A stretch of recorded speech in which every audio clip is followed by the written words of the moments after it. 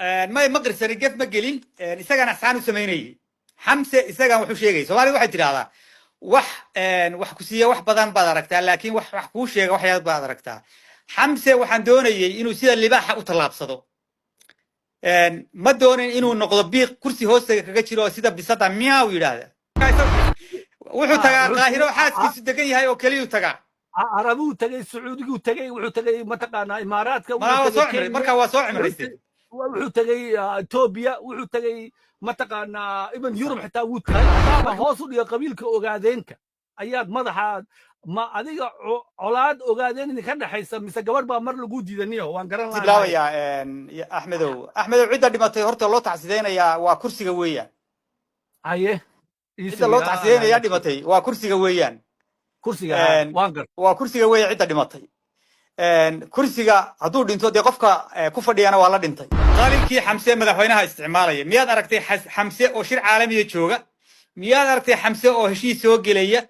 miyaad aragtay xamse oo cid xil ka qaadaya miyaad aragtay xamse oo cid xil siinaya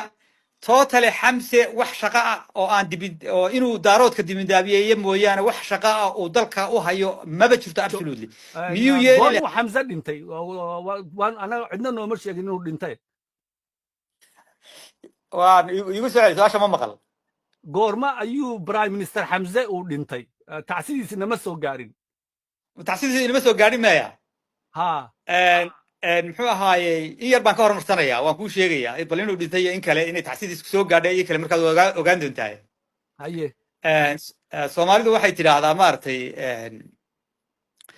waxay tiraahdaa maartay faraska jeedalka waxa loogu dhuftaa orodkaasi badiyo Axmedow cida dhimatay horta loo tacsideynaya waa kursiga weeyaan haye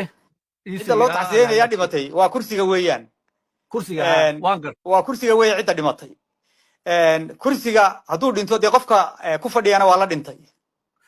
waaye haddaba aan ku weydiiyo su'aasha meesha taala waxa weeye in waxaad ka sheekeynaysa oo dhan horta qof nool baad ka sheekeynaysa qof dhintay ma waxaas sameeyo taa aan ka gudbo meesha waxaad tiraahday xamse shaqadiisii muu qabsanin waa kan haddeerto SSC Khatuma waa prime ministerkii ugu horeeyay recognize gareeyay waxaa diiday inuu ogolaado SSC Khatuma dhowr prime minister oo kaleeto oo daarood ahaa ama harti ahaa oo kale way diideen inay ogolaadaan waa ninkii ugu horeeyay sidoo kaleeto waxaad ku dhaliishay inuu la dagaalamay Jubaland iyo isaga haddii uu prime ministerku uu la shaqaynayo madaxweynihiisa uu isku dayayo in uu shaqadiisii qabsado waxaad leedahay madaxweynaha la shaqaynaya khilaaf kula